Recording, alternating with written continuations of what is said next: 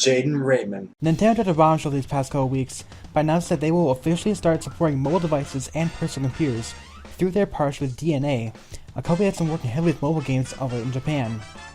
You've probably heard everyone talk about this deal already. I'm JaidynReiman, and I'm just going to summarize the basics before continuing. In short, Nintendo will produce new games for mobile devices to act as a support for their main franchises.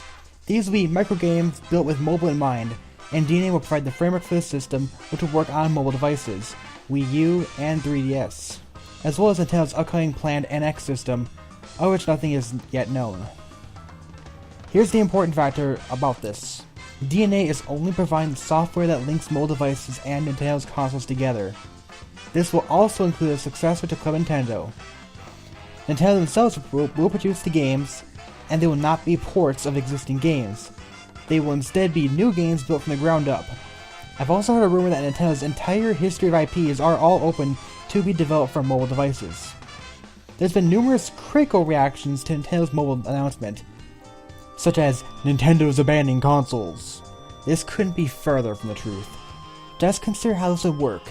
There's numerous Nintendo spoof or clone games on handheld consoles where Nintendo is not involved in at all, and many of them are fairly popular. This is a great medium for Nintendo to provide actual Nintendo IPs and get people interested in Nintendo IPs who wouldn't otherwise. If they tie this closely to Nintendo's console market as well, they can provide advertisements for full-scale Nintendo games in these handheld microgames. This is a great way to promote the franchises. Some franchises like Penalty Pawn could work for mobile on their own, and other franchises have themes that could work for microgames as well. More on that later. For these microgames on mobile devices, they can appeal to people who like to play mobile games on a casual basis. Namely, that situation where you just play a small game for a short bit while on a trip or waiting for something. Pause, then continue later. However, through this combined system, Nintendo could potentially promote other games on their main system, or even allow people to purchase games on their main consoles from handhelds. There's a variety of ways this could work, and my ideas are maybe some of them. One huge misnomer is that many people keep on assuming that these games will only consist of Nintendo's top franchises, namely Mario, Pokemon, and Legend of Zelda.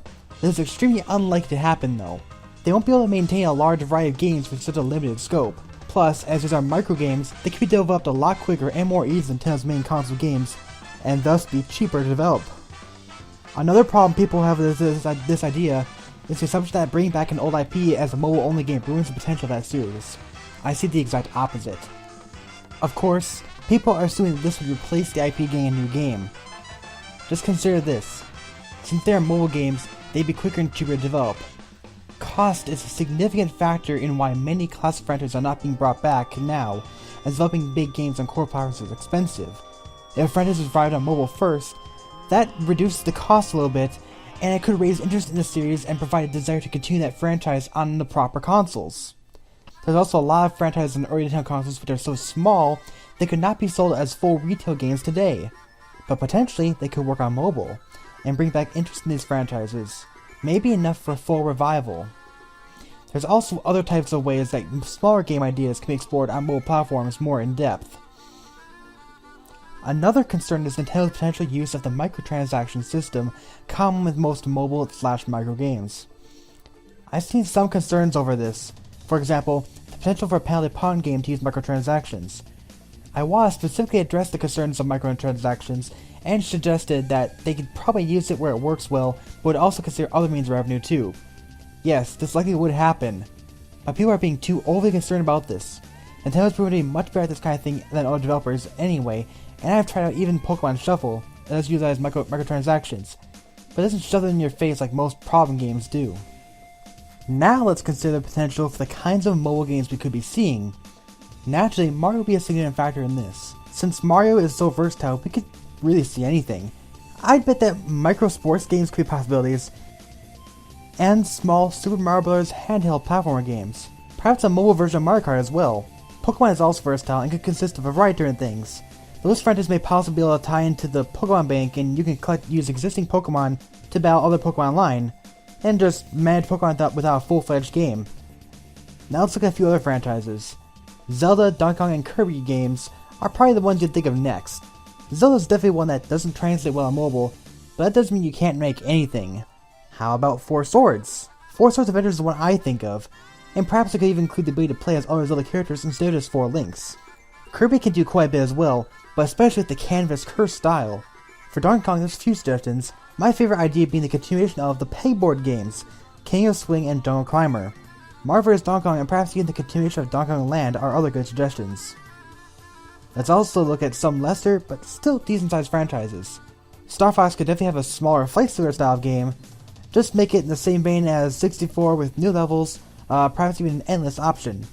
Metroid's normal style wouldn't work well, but Metroid Pinball is an option to bring back. I don't really think Animal Crossing could work well for an entire game, but it could potentially include a small part like Tora Island and allow you to just use an existing character to transfer back later. Fire Emblem is one I find difficulty creating a new take for mobile based on the games. Let me know if you have any ideas. Now, WarioWare would fit in mobile very well. Wario Land is a bit more iffy, but I think it could work as well. Yoshi's Story I think is another good format. A proper Yoshi game would be more questionable, but something that's relatively short and repeatable like Yoshi's Story is a great option. Kid Icarus could possibly bring back the gameplay style of the old games, or make an endless flight simulator on mobile. Punch-Out is also something that probably wouldn't be difficult to translate to a new mobile game, perhaps in the line of Doc Lewis's Punch-Out. The Pikmin franchise could work if they make mini-missions based on Pikmin games, such as utilizing waves of enemies in a limited area. Now let's look at the potential for reviving old franchises using this format. One I think would be greatly help it is F-Zero. I think the high-speed racer format could easily translate to mobile platform and potentially bring back interesting IP for a full console game later. Another great idea could be Ice Climbers. How about a small block puzzle game, where you play as ice climbers and have to get to the end of the level by pushing or breaking blocks and defeating enemies. Like F-Zero, this could potentially lead to a future revival on Nintendo's main consoles. Mysterious Mirasami Castle is a comic chess idea for revival, and if based on the original gameplay style, this could very easily translate to mobile. Penalty Pawn, Drill Dozer, Rusty's Real Deal Baseball, Mole Mania, Nintendogs, Balloon Fight, Pilot Wings, Excite Bikes, Mach Rider, Dylan's Rolling Western, and Death Band are among the many franchises which could work just by directly translating the original gameplay. Penalty Pawn plays a special place in my heart as I absolutely love the puzzle game series, and wish they'd actually localize the fairy characters for once. Another possible one that could work if very limited, I think, would be Advance Wars. I asked limited because the original games didn't have storylines, just characters and missions. If they do it entirely mission based, they could probably have a few missions for you to try playing on a limited range. I guess it is possible with Fire Emblem if based on the Arcane sagas, but it's hard since Fire Emblem is best done with utilized with extensive leveling of characters, something unneeded for Advance Wars. Whew, well, that's a lot to talk about. What do you guys think about this? Like some of my ideas? Let me know in the comments below. Just understand, if an obscure franchise does up on mobile, don't think about losing potential, but think about the potential that bringing back the franchise in the first place could do.